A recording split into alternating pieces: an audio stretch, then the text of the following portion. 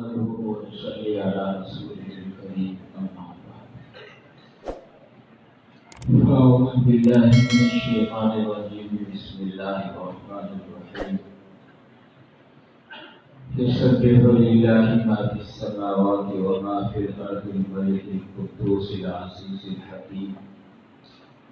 هو الذي بعث في الأميين رسولا منهم يتلو عليهم آياته ويزكيهم ويعلمهم الكتاب والحكمة وإن كانوا من قبل لفي ضلال مبين. وقال النبي صلى الله عليه وسلم: أحب الكلمات إلى الله أربع: سبحان الله والحمد لله ولا إله إلا الله والله أكبر. وكما قال النبي صلى الله عليه وسلم: باب قول الله عز وجل: ونضع الموازين القسط ليوم القيامة وأن أعمال بني آدم وقولهم يوزن. وقال مجاهد: القسطاس والعدل بالرومية. ويقال القسط مصدر المقسط وهو العادل، وأما القاسط فهو الجاهل. وبه قال حدثنا أحمد بن أشكاب قال حدثنا محمد بن فضيل عن عمارة بن القعقاع عن أبي زرعة عن أبي هريرة رضي الله عنه قال: قال النبي صلى الله عليه وسلم: كلمتان حبيبتان إلى الرحمن خفيفتان على اللسان ثقيلتان في الميزان، سبحان الله وبحمده سبحان الله العظيم. اللهم صل على محمد وعلى آل محمد كما صليت على إبراهيم وعلى آل إبراهيم إنك حميد مجيد. اللهم بارك على محمد وعلى آل محمد كما باركت على إبراهيم وعلى آل إبراهيم إنك حميد مجيد.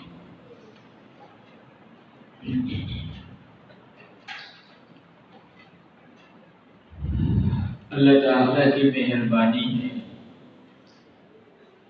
کہ اس اللہ نے ہمیں اس مبارک مجلس میں حاضری کی توفیق نصیب فرمائی.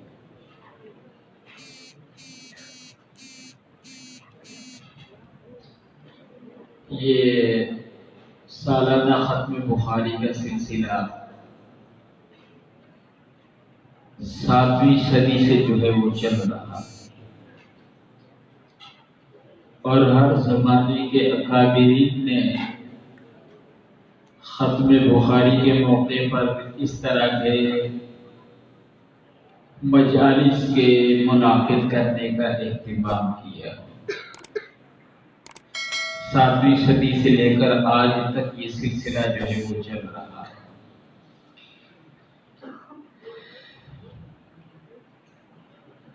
علامہ جمال الدین رحمہ اللہ کہتے ہیں کہ میری زندگی کا یہ تجربہ ہے، اور وہ فرماتے ہیں کہ میرے استاد علامہ نصیر الدین نے بھی ہمیں یہ بات بتائی کہ وہ فرماتے تھے استاد محترم کہ میری زندگی کا بھی یہ تجربہ ہے کہ ختم بخاری کی مجلس میں جو بھی اللہ سے دعا مانگی گئی ہے وہ اللہ نے قبول کی.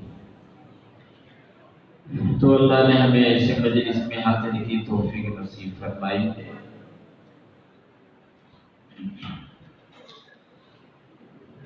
ٹائم بھی کافی ہو گیا ہے، اس لیے بھی لمبی چوڑی باتیں آتی بھی نہیں ہیں اور وقت بھی نہیں ہے، اس لیے اختصار کے ساتھ کچھ باتیں عرض کر انشاءاللہ دعا کریں گے.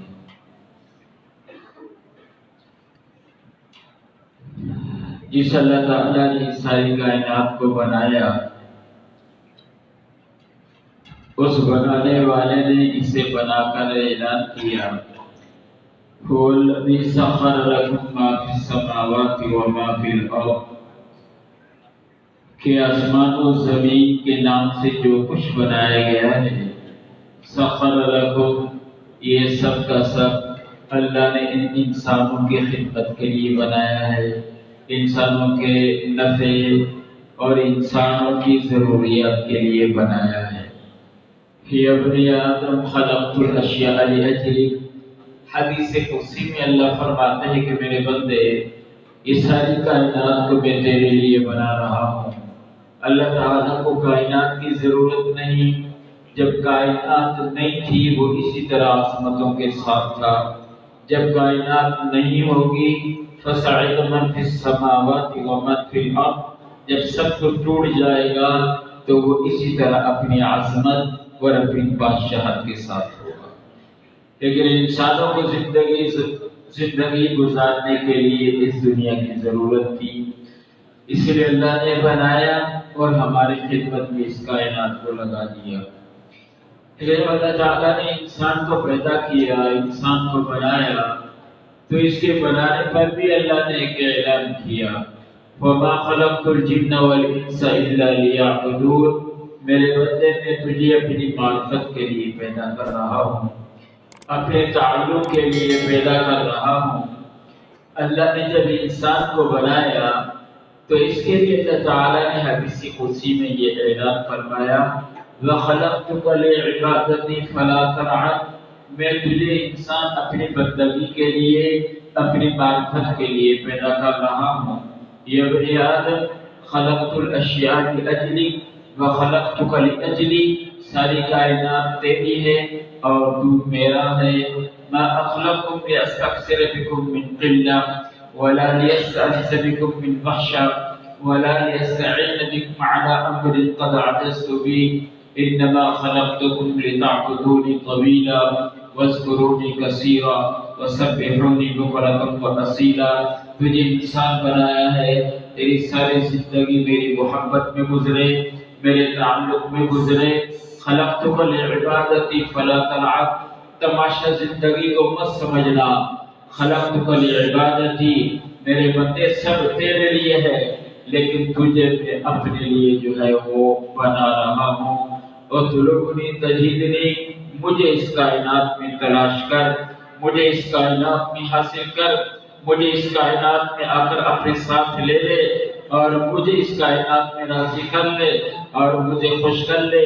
وَإِنْ وَجَدْتَنِي وَجَدْتَ كُلَّ شَيْءٍ، اگر میں راضی ہو گیا سارا آسمان زمین تیرے سے راضی ہو جائے گا، دنیا تجھ سے راضی ہو جائے گی، آخرت تجھ سے راضی ہو جائے گی۔ وَإِنْ فَقَدْتَنِي، اگر تو مجھے نہ پا سکا تو سن لے، فَقَدْتَ كُلَّ شَيْءٍ، تیرے لیے دنیا بھی بیکار ہے، تیرے لیے آخرت بھی بیکار ہے۔ میں مل گیا سب تیرا ہے، اور میں نہ ملا تو کچھ بھی جو ہے وہ تیرا نہیں ہے۔ تو انسان اس دنیا میں اللہ کی معرفت کے لیے آیا ہے۔ اللہ کی معرفت کیسے حاصل ہو، ہم اللہ کو کیسے پہچانیں، ہم اللہ تعالیٰ تک کیسے پہنچیں۔ اللہ نے ہمیں حواس دیے ہیں، ان حواس خمسہ کے ذریعے سے بہت ساری چیزوں کو ہم بہت ساری چیزوں کا علم ہم حاصل کر سکتے ہیں۔ یہ قوت باصرہ ہے، قوت سامعہ ہے، قوت شامہ ہے، قوت ذائقہ ہے، قوت لامسہ ہے، بہت ساری چیزیں اس کے ذریعے سے حاصل ہو سکتی ہیں، لیکن ان کا علم تھوڑا ہے، محدود ہے، غلط بھی ہو سکتا ہے، صحیح بھی ہو سکتا ہے۔ اللہ نے اس سے اونچا ذریعہ اللہ نے انسان کو عقل دیا ہے کہ عقل کے ذریعے سے مجھے پہچاننے کی کوشش کر، عقل کے ذریعے سے مجھ تک آنے کی کوشش کر۔ لیکن عقل ایک بے جان چیز ہے، یہ صحیح بھی فیصلہ کر لیتی ہے اور یہ غلط بھی فیصلہ کر لیتی ہے۔ عقل کبھی رہنمائی بھی کر دیتی ہے اور کبھی گمراہ بھی کر دیتی ہے۔ یہ ساری کمیونسٹ کو، یہ سارا روسی نظریہ یہ کس لیے گمراہ ہوا تھا؟ اس عقل پرستی کی وجہ سے کہ عقل نے ان کی غلط رہنمائی کر دی، اور ایسی غلط رہنمائی کی کہ اللہ کی زمین پر رہتے ہوئے اللہ کو گالی دینا شروع کر دی، اللہ کی نعمتیں کھاتے ہوئے اس کی جو ہے ذات کا انکار کر دیا، اس کی توحید کا انکار کر دیا۔ اتنے دنیا میں بسنے والے کافر ہیں، ان کے پاس عقلیں ہیں، لیکن عقلوں نے ان کی غلط رہنمائی کی ہوئی ہے۔ کوئی پتھر کے سامنے ہے، کوئی بت کے سامنے ہے، کوئی گائے کے سامنے ہے، کوئی سورج کے سامنے ہے، کوئی چاند کے سامنے ہے، کوئی ستاروں کے سامنے ہے۔ ان کی عقلوں نے یہ بات نہیں بتائی یہ مخلوق ہیں، یہ بنائی گئی ہیں، انہیں کسی نے بنایا ہے، یہ بننے میں کسی کی محتاج تھی، بنانے والے ہی نے بنایا ہے، تو یہ بنی ہوئی کیسے معبود ہو سکتی ہیں؟ لیکن عقل نے غلط رہنمائی کی، تو نہ حواس سے صحیح راستہ معلوم ہو سکتا تھا، نہ عقل سے صحیح راستہ معلوم ہو سکتا تھا۔ اللہ نے تیسرا ذریعہ جو ہے اپنی پہچان کا اللہ نے وحی کو بنایا ہے، اور وہی ایسا ذریعہ ہے جو یقینی ذریعہ ہے، پکا ذریعہ ہے، اور کلی اعتماد اس وحی پر کیا جا سکتا ہے کہ اگر وحی کی بتائی ہوئی بات پر کوئی انسان چل پڑتا ہے تو سیدھا اللہ کی ذات تک پہنچ جائے گا۔ اگر اپنی زندگی میں لے آتا ہے تو اللہ سے راضی ہو جائیں گے۔ وَإِذَا عُطِيتُ رَضِيتُ وَإِذَا رَضِيتُ بَارَكْتُ وَلَيْسَ لِبَرَكَةٍ نِهَایَةٌ۔ جب یہ میری مانیں گے تو میں ان سے راضی ہوں گا، جب راضی ہوں گا تو میں ان کے لیے برکتوں کے دروازے کھول دوں گا۔ يُرْسِلِ السَّمَاءَ عَلَيْكُمْ مِدْرَارًا وَيُمْدِدْكُمْ بِأَمْوَالٍ وَبَنِينَ وَيَجْعَلْ لَكُمْ جَنَّاتٍ وَيَجْعَلْ لَكُمْ أَنْهَارًا۔ اوپر سے بھی خزانے برساؤں گا، نیچے سے بھی خزانے برساؤں گا۔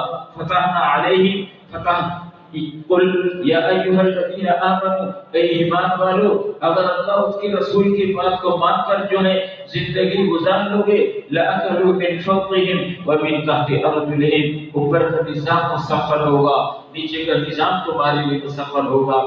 تو ایک وہی ایسا پکا ذریعہ ہے کہ جس کا یقینی ذریعہ ہونا وہی والے نے، وہی بھیجنے والے نے ہمیں بتایا ہے۔ لا یأتیہ الباطل من بین یدیہ ولا من خلفہ، اس وحی کی حفاظت وحی کا اتارنے والا جو ہے وہ خود کر رہا ہوتا ہے۔ لا تحرک به لسانک لتعجل به ان علینا جمعه وقرآنہ فإذا قرأناه فاتبع قرآنہ ثم ان علینا بیانہ۔ ہم اس وحی کی حفاظت کریں گے، اِنَّا نَحْنُ نَزَّلْنَا الذِّکْرَ وَإِنَّا لَهُ لَحَافِظُونَ، ہم نے اتارا ہے اور ہم اس کی حفاظت کریں گے۔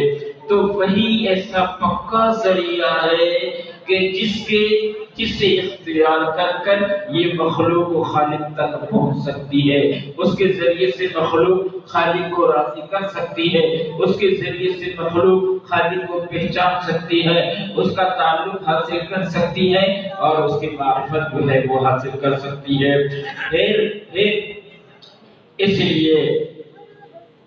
اس لیے عبداللہ بن عمر بن عاص رضی اللہ عنہ آپ صلی اللہ علیہ وسلم کی احادیث لکھا کرتے تھے۔ لوگوں نے منع کیا کہ آپ صلی اللہ علیہ وسلم ایک انسان ہیں، یتکلم فی الغضب والرضا، کبھی غصے میں بات کرتے ہیں، کبھی خوشی میں بات کرتے ہیں، ہر بات آپ کی مت لکھو۔ عبداللہ بن عمر بن عاص نے لکھنا چھوڑ دیا۔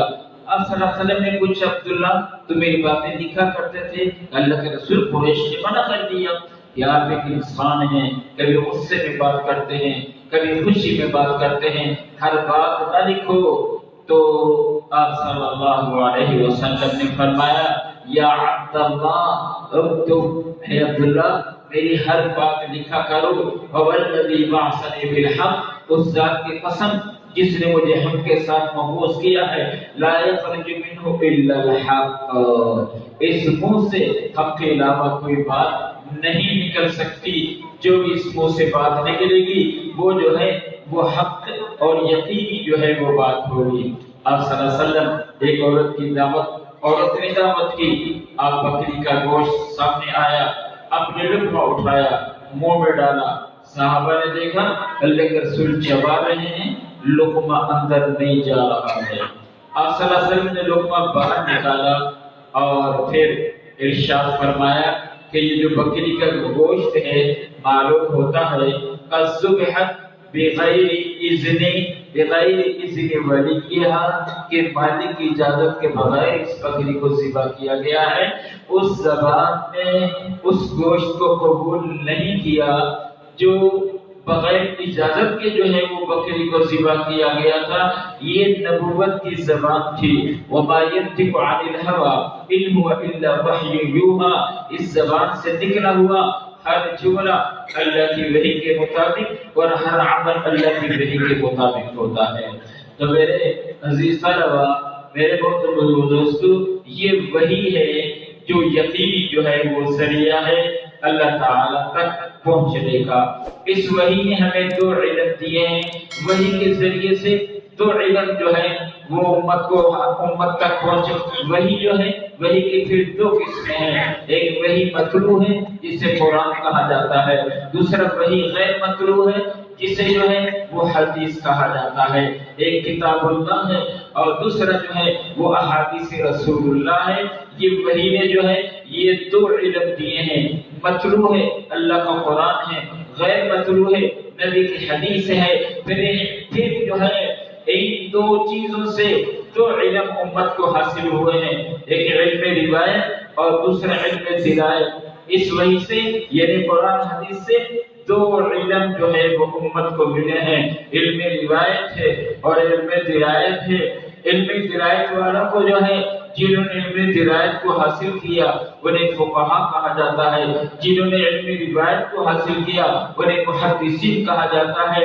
علم درایت والوں نے قرآن اور حدیث سے مسائل امت کو دیے، علم روایت والوں نے نبی کے کلام کو جمع کر کر جو ہے وہ امت تک جو ہے وہ پہنچا دیا۔ پہلے طبقے والوں نے احادیث کو جمع کیا، آثار کو جمع کیا، تابعین کے اقوال، تابعین کے آثار کو جمع کیا۔ دوسرا طبقہ آتا ہے، دوسرے طبقے والوں نے جو ہے پھر ان احادیث کو صحابہ اور تابعین کے اقوال اور افعال سے جو ہے وہ الگ کر دیا۔ پھر تیسرا طبقہ آیا، انہوں نے حدیث کو الگ کیا اور اقوال و آثار کو الگ کیا۔ پھر چوتھا طبقہ آیا، صحیح اور غیر صحیح دونوں کو الگ الگ کر دیا۔ اس طرح طبقاتی طور پر جو ہے اس پر جو ہے وہ محنت ہوئی اور اس کے ذریعے سے جو ہے نبی کی احادیث، آپ صلی اللہ علیہ وسلم کی احادیث اس طرح جو ہے وہ محفوظ ہوئی۔ تو غیر وحی مطلوع کلام اللہ ہے اور غیر مطلوع جو ہے وہ حدیث، ان سے علم روایت، علم روایت والے جو ہے محدثین، علم درایت والے فقہا۔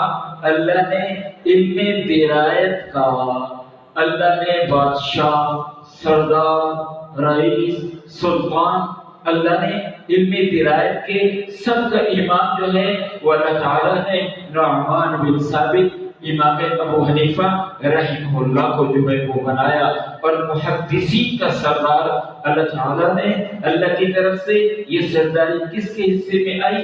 محمد بن اسماعیل بن ابراہیم بن مغیرہ بن بردزبہ الجعفی البخاری، یہ صاحب کتاب امام بخاری رحمہ اللہ کو اللہ نے محدثین کا امام بنایا، اور امام ابو حنیفہ کو اللہ تعالیٰ نے فقہا کا جو ہے وہ امام بنایا۔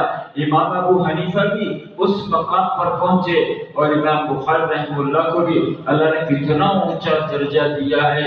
یعنی کیسی عجیب بات ہے، 320 کتابیں حدیث کے جو ہے نام سے لکھی گئی، یعنی جو ہے احادیث کے موضوع پر 320 کتابیں جو ہے وہ لکھی گئی ہیں۔ ان 320 کتابوں میں سب کتابوں میں سے امت کا اتفاق ہے، پوری امت کا اجماع ہے۔ اصح الکتب بعد کتاب اللہ، قرآن کے بعد اس زمین پر سب سے صحیح ترین کتاب سند کے اعتبار سے جو امت کے ہاتھ میں آئی ہے، یہی محمد بن اسماعیل امام بخاری رحمہ اللہ کی یہ کتاب ہے۔ یہ صرف جو ہے بڑے صغیر والوں کا کہنا ہے، یہ صرف بڑے صغیر والے نہیں کہتے ہیں، کہ اصح الکتب بعد کتاب اللہ، سارے مالکی یہ کہتے ہیں، سارے حنبلی یہ کہتے ہیں، سارے شافعی یہ کہتے ہیں، اور سارے جو ہے سارے ائمہ کا اتفاق اصح الکتب بعد کتاب، سارے ماننے والوں کا اتفاق اصح الکتب بعد کتاب اللہ جو ہے کہ یہ کتاب سب سے زیادہ صحیح ترین کتاب۔ حالانکہ عرب ہمیں اجمی کہتے ہیں، عرب ہمیں اجمی کہتے ہیں، اور عرب ہمیں جو ہے عربوں کا نظریہ ہمارے بارے میں یہ ہے کہ ان کے پاس علم کہاں سے آیا، ان کو کیا پتہ علم کیا ہوتا ہے۔ علم ہماری زبان میں، قرآن ہماری زبان میں، حدیث ہماری زبان میں، نبی ہماری زبان میں، ان اجمیوں کو کیا پتہ کہ علم کیا ہوتا ہے۔ یہ محمد بن اسماعیل عربی نہیں ہے، بخارا کے رہنے والے ہیں، اجمی ہیں، فارسی زبان بولنے والے ہیں، فارسی نسل ہے، فارسی مادری زبان ہے، اور جو ہے وہ اجمی ہے، لیکن سارا عرب کہتا ہے اصح الکتب بعد کتاب اللہ الصحیح البخاری۔ حنفی بھی مانتے ہیں، شافعی بھی مانتے ہیں، حنبلی بھی مانتے ہیں، مالکی بھی مانتے ہیں، عرب بھی مانتے ہیں، عجم بھی مانتے ہیں کہ اس سے زیادہ صحیح ترین کتاب نہیں آئی۔ اس سے بڑھ کر اس کتاب کی قبولیت کی اور کیا دلیل ہوگی؟ کیا سارے زمین والے اس پر متفق ہیں کہ قرآن کے بعد سب سے صحیح کتاب جو آئی ہے یہ محمد بن اسماعیل کی، یہ جس کتاب کی آخری حدیث جو ہے پڑھی گئی ہے، یہ کتاب جو آئی ہے۔ اللہ تعالیٰ نے امام ابو حنیفہ رحمہ اللہ کو کتنا اونچا رتبہ اللہ نے امام صاحب کو دیا ہے۔ امام صاحب کے والد تھے ثابت، اور ثابت کے والد تھے نعمان۔ امام ابو حنیفہ رحمہ اللہ کا نام بھی نعمان اور دادا کا نام بھی جو ہے وہ نعمان۔ یہ ثابت جنہیں علی ابن ابی طالب رضی اللہ عنہ نے دعا دی تھی، اس دعا کی برکت تھی کہ اللہ تعالیٰ نے ثابت کو جو ہے نعمان جیسا بیٹا عطا کیا۔ امام ابو حنیفہ جیسا بیٹا جو ہے اللہ نے نعمان کو عطا کیا۔ ایک عجیب روایت جلد 2 بخاری کی کتاب تفسیر کے اندر آپ نے جو ہے ابو ہریرہ رضی اللہ عنہ کی روایت پڑھی ہوگی کہ جب امام بخاری رحمہ اللہ جو ہے کتاب التفسیر میں جو ہے ایک آیت کی تفسیر میں ابو ہریرہ کی جو ہے وہ یہ روایت جو ہے وہ لے کر آئے ہیں، وَآخَرِينَ مِنْهُمْ لَمَّا يَلْحَقُوا بِهِمْ، اس آیت کی تفسیر میں ابو ہریرہ کی حدیث امام بخاری لے کر آئے ہیں کہ جب جو ہے یہ آیت نازل ہوئی صحابہ حیران ہوئے کہ اجمیوں میں ایسے لوگ پیدا ہوں گے، ہمارے بعد آئیں گے اور اجمیوں میں ہوں گے، اور علم کے اعتبار سے اللہ انہیں صحابہ تک جو ہے وہ پہنچائیں گے۔ صحابہ حیران، اللہ کے رسول یہ کون لوگ ہوں گے جن کے لیے یہ آیت بتا رہی ہے لم یلحقوا بہم کہ بعد میں آئیں گے لیکن پہلوں تک جو ہے وہ پہنچ جائیں گے؟ تو اس پر صحابہ حیران ہوئے۔ عبداللہ بن عباس ہیں، ابو ہریرہ ہیں، ابو سعید خدری ہیں، مالک بن سنان ہیں، ان کی روایتیں نقل کی ہیں امام بخاری رحمہ اللہ نے، امام مسلم نے، ابن حبان نے، ابن خزیمہ نے، محدث ابو نعیم نے، ان 4 صحابہ کی روایت نقل کی ہے کہ آپ صلی اللہ علیہ وسلم نے سلمان فارسی کے کندھے پر ہاتھ رکھ کر فرمایا اس کی نسل میں ایسے لوگ پیدا ہوں گے لو کان الایمان بالثریا، اگر ایمان ثریا ستارے پر چلا جائے، لو کان العلم بالثریا، اگر علم ثریا ستارے تک جو ہے وہ چلے جائے، اور حلیہ والے نے جو روایت نقل کی ہے لو کان الدین بالثریا، اگر دین جو ہے ثریا ستارے پر بھی پہنچ جائے، لتناولہ رجال من ھذا، اس کی نسل میں ایسے لوگ پیدا ہوں گے ثریا ستارے سے بھی علم کو جو ہے وہ کہنا ہے۔ اور اتفاق ہے تینوں امام عربی تھے، عجمی صرف امام ابو حنیفہ رحمہ اللہ تھے جو عراق جو ہے کوفہ کے جو ہے وہ رہنے والے تھے، باقی تینوں امام جو ہے وہ عجمی تھے۔ اللہ نے اتنا اونچا مقام جو ہے امام ابو حنیفہ رحمہ اللہ کو دیا۔ بارہا محدثین کا سردار اللہ نے امام بخاری رحمہ اللہ کو بنایا، اور حدیث کی خدمت اللہ نے امام بخاری سے وہ لی ہے کہ 10 سال کی عمر میں علم حدیث کی مجلس میں آنا شروع کیا ہے، اور 11 سال کی عمر کیا ہوتی ہے؟ 11 سال کی عمر میں امام بخاری رحمہ اللہ نے بخارا کے امام داخلی کی سند پر اعتراض کیا۔ امام بخاری امام داخلی بخارا میں پڑھا، ہزاروں شاگرد سامنے بیٹھے ہوئے ہیں، اور امام جو ہے بخاری کے شیخ جو ہے اپنی سند کے ساتھ حدیث بیان کرتے ہیں، لمبا واقعہ ہے، لیکن 11 سال کا محمد کھڑا ہو کے یہ سند غلط ہے۔ شیخ حیران ہو گیا، یہ کیسے شاگرد ہے، استاد کی سند کے جو ہے غلط بتا رہا ہے، کہنے بیٹھ جا۔ پھر جب سند پہ آئے 3 دفعہ محمد بن اسماعیل نے جو ہے امام داخلی رحمہ اللہ کی سند پر 11 سال کی عمر میں اعتراض کیا ہے۔ اور جب امام داخلی رحمہ اللہ گئے ہیں، اپنی جو ہے کاپی کو اٹھا کر دیکھا ہے تو واقعی وہ سند جو ہے وہ غلط تھی۔ جو ہے امام داخلی کہہ رہے تھے ابو زبیر، وہاں ابو زبیر نہیں تھا، زبیر بن عدی جو ہے وہ روایت میں تھے، اور شیخ اسے ابو زبیر جو ہے وہ پڑھ رہے تھے۔ یہ 11 سال کی عمر ہے امام بخاری رحمہ اللہ کی۔ اللہ نے 11 سال کی عمر میں اس حد تک جو ہے آپ صلی اللہ علیہ وسلم کی احادیث سے امام بخاری رحمہ اللہ کو جو ہے وہ تعلق نصیب فرمایا تھا۔ 194 ہجری میں امام صاحب دنیا کے اندر آئے ہیں، اور جب امام بخاری رحمہ اللہ کی عمر 23 سال کی ہوئی ہے تو اس بخاری شریف کی جو ہے اس کی تصنیف شروع کی ہے، احادیث کو جمع کرنا شروع کیا ہے۔ 6 لاکھ احادیث کا ذخیرہ امام بخاری رحمہ اللہ کے ہاتھ میں تھا۔ ان 6 لاکھ احادیث میں سے غور و فکر کر 7275 حدیثیں جو ہے اپنی کتاب کے اندر امام بخاری رحمہ اللہ نے جو ہے وہ جمع کی۔ اس کتاب کی تصنیف کے بعد 90,000 شاگردوں کو امام بخاری نے یہ کتاب خود پڑھائی ہے۔ 90,000 شاگردوں کو۔ یہ جو بخاری شریف کا نسخہ ہمارے پاس ہے، محمد بن یوسف الفبربری، یہ وہ ہے جنہوں نے امام بخاری سے 2 دفعہ جو ہے اس کتاب کو جو ہے وہ پڑھا ہے، جس کا نسخہ آج ہمارے بر صغیر میں جو ہے وہ چل رہا ہے۔ تو امام بخاری رحمہ اللہ کی اس عظمت والے کتاب کی جو ہے یہ آخری باب ہے۔ امام بخاری بڑے عجیب آدمی تھے۔ امام بخاری رحمہ اللہ نے کتاب کی ابتدا جب کی ہے تو انما الاعمال بالنیات سے کی ہے۔ امام بخاری رحمہ اللہ نے جب کتاب کو جو ہے وہ ختم کیا ہے تو وزن اعمال پر لا کر جو ہے وہ ختم کیا ہے۔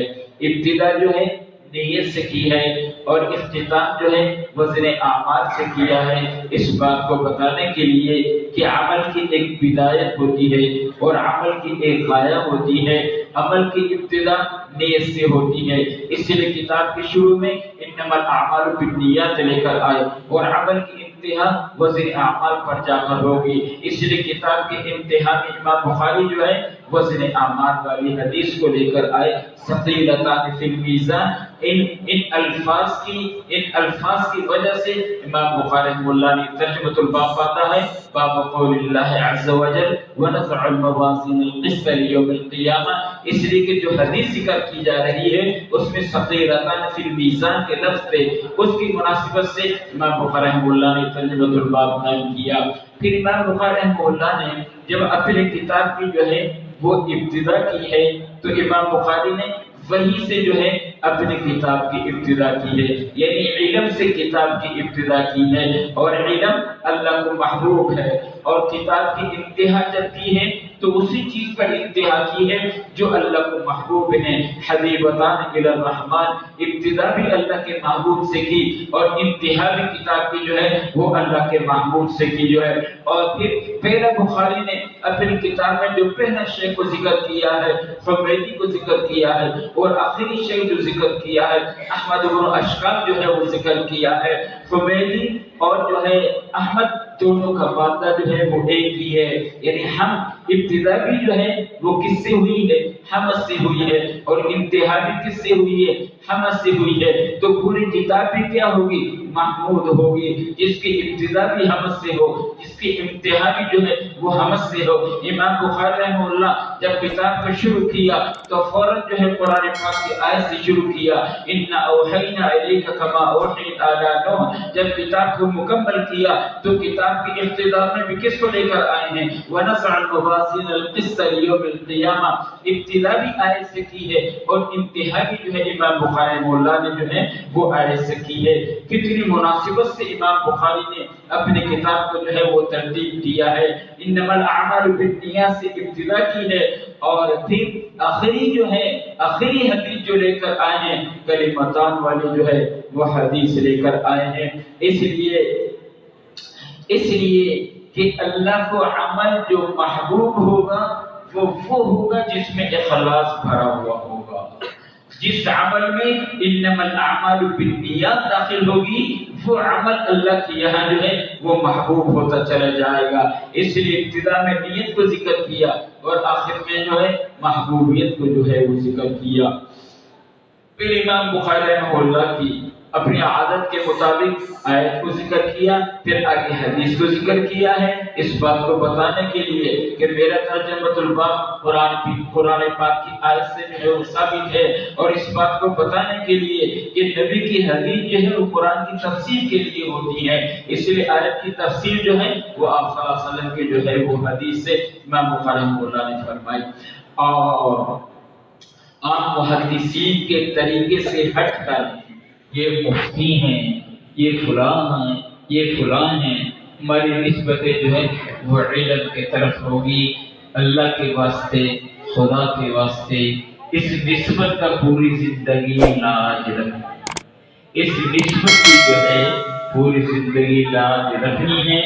ایسا نہ ہو کہیں میری وجہ سے یہ نسبت جو ہے وہ ذیل وقار کر رہی ہو اور پھر اس نسبت کو دنیا کے چند ٹکوں کے خاطر قربان بھی کر رہا ہے۔ میں نبی کا وارث ہوں، اللہ کے علم کا محافظ ہوں، اللہ کے علم کو لینے والا ہوں، یہ نسبت ہے جس کی وجہ سے اللہ نے ہمیں دنیا میں عزت دی ہوئی ہے، اور اسی نسبت سے اللہ کل بھی عزت دیں گے۔ جنت میں ایک مجلس لگے گی جس میں صرف اللہ علماء کو بلائیں گے اپنے پاس، کوئی غیر عالم نہیں ہوگا۔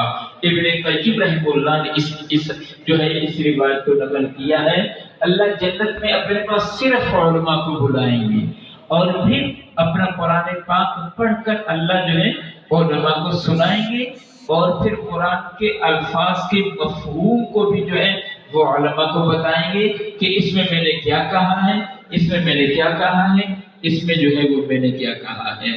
تو وہاں بھی بلایا جائے گا علماء کے کر کیا تمہارے رب نے علماء کو جو ہے علماء کا جوڑ کیا ہے، علماء کو اپنے پاس جو ہے وہ جمع کیا ہے۔ ایک اس نسبت کی جو ہے وہ لاج رکھنی ہے۔ مصر کے اندر ایک بہت بڑے محدث اور مفتی تھے، قتیبہ بن بکار رحمہ اللہ۔ اس وقت مصر کا بادشاہ تھا ملک کافور حبشی، یہ مصر کا بادشاہ تھا۔ قتیبہ بن بکار کا مرید تھا، سالانہ اور سیدھے کمرے میں گئے، 18 تھیلیاں اسی کی اسی طرح مہر بھی نہیں توڑی، اور 18 جو ہے دینار کی تھیلیاں لا کر ملک کافور کے منہ پر ماری کہ یہ لو اپنا 36 کروڑ روپیہ، کیا میں جو ہے اس 18,000 دینار کے بدلے میں اپنے ایمان کو بیچ ڈالوں اور غلط فتوے پر جو ہے وہ سین کر دوں؟ اور ملک کافور سے کہا جاؤ جو ہے وہ دفع ہو جاؤ۔ تو جہاں بھی جاؤ اس نسبت کی لاج رکھنا کہ میں نبی کا وارث ہوں، لوگ مجھے جو ہے وہ عالم سمجھتے ہیں۔ اور دوسری بات جو ہے وہ ذمہ داری کا، اپنی ذمہ جہاں بھی ہے ذمہ داری کا احساس رکھیں کہ اس علم کی نسبت سے اللہ نے کچھ ہماری ذمہ داری لگائی ہے۔ کیا ذمہ داری لگائی ہے؟ شروع میں نے آیت پڑھی تھی، یسبح للہ ما فی السماوات و ما فی الارض ملک القدوس العزیز الحکیم۔ اللہ نے اپنی 4 صفات ذکر کی، اور 4 صفات کے بعد پھر آگے کیا فرمایا؟ هو الذی بعث فی الامیین رسول ہم نے آپ کو مہین میں بھیج دیا. کس لیے بھیجا ہے؟ یتلو علیہم آیاتہ پہلی، ویزکیہم دوسری، ویعلمہم الکتاب تیسری، والحکمہ اور چوتھی. اللہ نے اپنی 4 صفات کا نور پیغمبر کو دیا اور فرمایا اب میں نے صفات کے نور کو دنیا کے اندر جو ہے وہ پھیلانا ہے. اور پہلا نور کیا ہے کہ یسبح للہ ما فی السماوات و ما فی الارض الملک. اللہ نے کہا میں بادشاہ ہوں. اب اللہ کی بادشاہت کا تعارف کروانا یہ حضور اکرم صلی اللہ علیہ وسلم کے ذمہ لگایا گیا ہے. یتلو علیہم آیاتہ، اس ملک کی، اس بادشاہ کی نشانیوں کو امت کے سامنے ظاہر کرو، انسانوں کے سامنے ظاہر کرو. بتاؤ یہ بادشاہ کتنا بڑا ہے. سنوریہم آیاتنا فی الآفاق وفی انفسہم، بتاؤ یہ بادشاہ جو ہے کس قدر جو ہے کتنا بڑا ہے، کتنی قدرت والا ہے. پہلی ذمہ داری ہے انسانوں کو اللہ کا تعارف کرانا. یتلو علیہم آیاتہ. اور دوسرا کیا فرمایا؟ قدوس، میں قدوس ہوں. میرے اس صفت قدوس سے جو نور نکلا ہے اس کی تاثیر کیا ہے؟ یزکی، سارے کی ساری امت کو پاک کرنا ہے، گناہوں سے بچانا ہے، نافرمانیوں سے بچانا ہے، گناہوں سے امت کو پاک کرنا ہے. یا صلی اللہ علیہ وسلم کے واسطے سے اہل علم کی جو ہے وہ ذمہ داری ہے اللہ کا تعارف کرانا امت کو، یعنی اپنے آپ کو اور امت کو گناہوں سے بچانا. اور تیسرے کیا فرمایا؟ وَيُعَلِّمُهُمُ الْكِتَابَ. اور کیا فرمایا؟ العزیز. قانون کس کا چلتا ہے؟ میں اگر کوئی قانون بناؤں تو پڑوسی بھی نہیں مانے گا، اور اگر ملک کا وزیر اعظم قانون بنائے تو سارے اس کے قانون کو مانے. تو قانون طاقت والے کا چلتا ہے، زبردست کا چلتا ہے. وہ طاقت والا کون ہے؟ العزیز ہے. العزیز ہے وہ اللہ کی ذات العزیز ہے. اپنے حبیب سے کہا جا رہا ہے تو پھر میرے ضابطے، میرے قانون میرے بندوں کو سکھاؤ کہ اللہ نے زندگی گزارنے کے کون سے قانون دیے ہیں، کون سے ضابطے دیے ہیں. اور آخری صفت جو ہے وہ اللہ نے کیا بتائی؟ الحکمہ. یتلو علیہم آیاتہ، کیا کرو کہ جو ہے حکمت امت کو سکھاؤ. وَيُعَلِّمُ الْكِتَابَ وَالْحِکْمَةَ. حکمت کیا چیز ہے؟ علماء نے تفسیر کی ہے کہ حکمت سے مراد حدیث ہے. علماء نے تفسیر کی ہے کہ حکمت سے مراد جو ہے وہ اخلاقیات ہے. سب اپنی جگہ پر ہے. اصل حکمت کیا ہے؟ اصل جو حکمت کی تفسیر ہے وہ کیا ہے کہ آپ صلی اللہ علیہ وسلم کی زندگی، آپ جو معاشرت لے کر آئے، جو اخلاق لے کر آئے، جو آداب لے کر آئے، جو طریقے لے کر آئے، وہ امت میں زندہ کرنا. تو یہ 4 ذمہ داریاں ہیں اہل علم کی. اللہ کا تعارف انسانوں کو کرانا، خود گناہوں سے بچتے ہوئے امت کو گناہوں سے بچانا، گناہ ہو جائے تو امت کو توبہ پر لانا، اور اللہ کا قانون اور ضابطہ سمجھانا. ماننے والوں کے ساتھ اس کے کیا قانون ہے، نہ ماننے والوں کے ساتھ اس کے کیا ضابطے ہیں، اور پھر نبی کی معاشرت کو امت میں زندہ کرنا. یہ ہماری زندگی کا مشغلہ رہے. ان 4 باتوں کو ہمیشہ سامنے رکھنا ہے کہ ہم نبی کے وارث ہیں، خود بھی ان 4 پر آنا ہے اور ساری امت کو ان 4 پر لانا ہے. اللہ مجھے بھی توفیق دے، اللہ آپ کو بھی دے.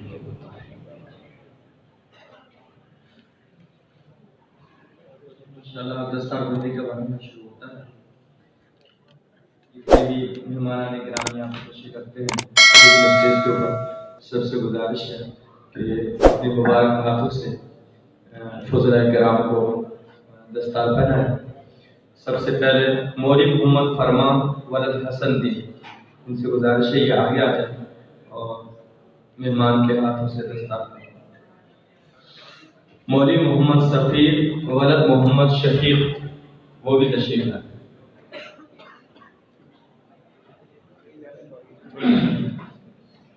بیٹا تھوڑا ادھر ہونا. 6 حفاظ کرام ہیں، ان کی بھی دستاربندی کی جائے گی. اس سال ماشاءاللہ 6 طلباء نے قرآن پاک کی تکمیل کی ہے اور قرآن پاک کو اپنے سینوں میں محفوظ کیا ہے. سب سے پہلے طالب علم محمد انس بن محمد ابراہیم مرحوم تشریف لائے. محمد مزمل بن محمد یونس، ان طلباء کا تعلق شعبہ حفظ سے ہے، قرآن پاک حفظ کر چکے ہیں. محمد حذیفہ بن مولانا محمد انور صاحب،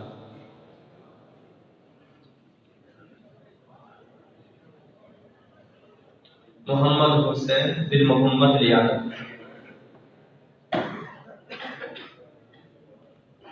محمد یاسر بن محمد خلیل،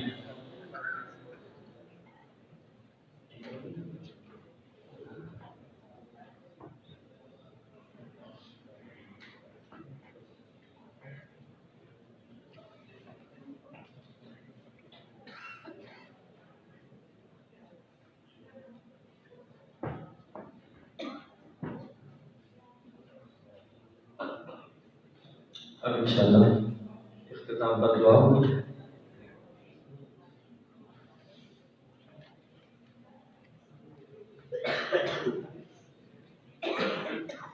دعا کے بعد انشاءاللہ کہ الحمد تمام حضرات کو اعلان کی سماعت کروں. تو انشاءاللہ اختتام دعا ہے.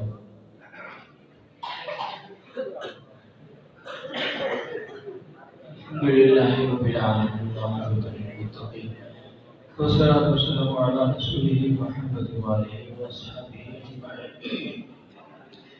يا أحدا صمدا لم يلد ولم يولد ولم يكن له كفوا أحد. إلا الله لا إله إلا هو الحي القيوم وإلهكم إله واحد لا إله إلا هو الرحمن الرحيم. اللهم صل على سيدنا ومولانا محمد وعلى آل سيدنا ومولانا محمد وبارك وسلم يا أرحم الراحمين يا ذا الجلال والإكرام يا حي يا قيوم.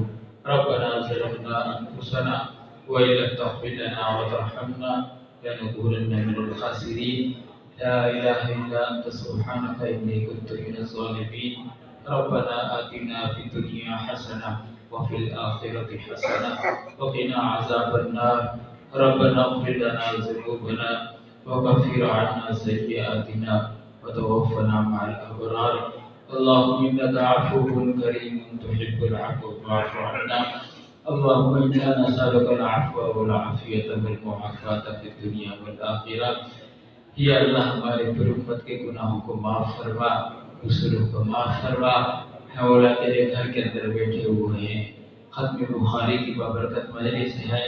اے مولا ہم سے بہت بڑے بڑے گناہ ہوئے، بڑی بڑی نافرمانی ہوئی، ظلم ہوئے، جرم ہوئے. زندگی کا بہت بڑا حصہ گناہوں میں گزر گیا، نافرمانی میں گزر گیا. ایک کریم مولا تو نے توبہ کرنے کو حکم دیا ہے، قبولیت کا وعدہ کیا ہے. یا اللہ آج ہم تیرے گھر میں بیٹھ کر تیرے نبی کے کلام کے سامنے یا اللہ تجھ سے توبہ کرتے ہیں. یہ نبی کا کلام ہمارے سامنے پڑا ہوا ہے. یا اللہ ہم تجھ سے توبہ کرتے ہیں، معافی مانگتے ہیں. مولا ہمارے قصوروں کو معاف فرما، ہماری رنجشوں سے درگزر فرما. سارے عالم کے مسلمانوں کو معاف فرما دے. اور جتنے مسلمان دنیا سے چلے گئے ہیں اے مولا ان کے گناہوں کو بھی معاف فرما. اللہ ان کے قصوروں کو بھی معاف فرما. یا اللہ آئندہ کے لیے ہمیں اور سارے عالم کے انسانوں کو ایمان والی زندگی نصیب فرما، اعمال صالح والی زندگی نصیب فرما. ہے مولا تو نے علم اتارا تھا اپنا قرب، اپنی معرفت، اپنی محبت دینے کے لیے. ہم نالائق نکلے، اس علم کے ذریعے سے ہم تیرا قرب حاصل نہیں کر سکے، تیری معرفت حاصل نہیں کر سکے. اے مولا تیرا علم سچا ہے، ہماری زبانیں ناپاک ہیں، ہمارے سینے، ہماری چھاتیاں، ہمارے اعضاء، ہمارے جسم ناپاک ہیں، جس کی وجہ سے ہم تیرا قرب حاصل نہیں کر سکے. اے مولا ان ناپاک جسم کو پاک کر دے. یا اللہ ان ناپاک جسم کو پاک کر دے. یا اللہ ہمارے دل پتھر ہو گئے، آپ کی محبت سے خالی حضور اکرم صلی اللہ علیہ وسلم کی محبت سے خالی یا اللہ یہ دل دنیا نے ویران کر دیے، دنیا نے اجاڑ دیے، ہم نے تیری محبت کا مزہ نہیں چکھا، تیرے حبیب کی محبت کا مزہ نہیں چکھا۔ اے مولا نیکوں کو اچھوں کو تو سارے قریب کر لیتے ہیں، مولا ہم جیسے گنہگاروں کو بھی اپنا قرب نصیب فرما دے، اے اللہ اپنا قرب نصیب فرما دے، اپنا تعلق نصیب فرما دے۔ ہم تجھے راضی کرنا چاہتے ہیں، اے مولا اپنی رضا والے اعمال کرنے کی توفیق نصیب فرما۔ حضور اکرم صلی اللہ علیہ وسلم کو راضی کرنا چاہتے ہیں، آپ کے رضا والے اعمال کی اللہ تو ہمیں توفیق نصیب فرما۔ اے مولا ایمان کے ساتھ دنیا سے اٹھانا، کلمے کے ساتھ دنیا سے اٹھانا، یا اللہ موت سے لے کر جنت میں جانے تک جتنی گھاٹیاں آنے والی ہیں، جتنی منزلیں آنے والی ہیں، اے مولا ہر گھاٹی کی ناکامی سے بچانا، ہر گھاٹی کی مصیبت سے بچانا۔ ہم تیرے حبیب کے امتی ہیں، ہمیں اس کلمے کے صدقے موت سے لے کے جنت میں جانے تک ساری منزلیں آسان فرما دینا، ساری گھاٹیاں آسان فرما دینا۔ اے مولا اپنے فضل و کرم سے جنت الفردوس میں جمع فرمانا، اللہ جنت الفردوس میں جمع فرمانا، جہنم سے بچانا، یا اللہ جہنم سے بچانا، اپنی ناراضگی سے، اپنے غصے سے، حساب کتاب سے، وہاں کی بھوک پیاس سے، اے مولا تو حفاظت فرمائیو، اللہ تو حفاظت فرمائیو۔ اے اللہ ہمارے پڑھنے پڑھانے کو قبول فرما، ہماری یا اللہ اور امت کی ہدایت کا ذریعہ بنا، مغفرت کا ذریعہ بنا۔ یا اللہ جتنے ہم یہاں بیٹھے ہوئے ہیں، یا اللہ اس بابرکت مجلس میں جتنی ہماری دنیا اور آخرت کی ضروریات ہیں، اپنے غیب کے خزانوں سے پورا فرما، اللہ اپنے غیب کے خزانوں سے پورا فرما۔ اللہ دنیا کی راحتیں خوشیاں نصیب فرما، آخرت کی راحتیں خوشیاں بھی نصیب فرمانا۔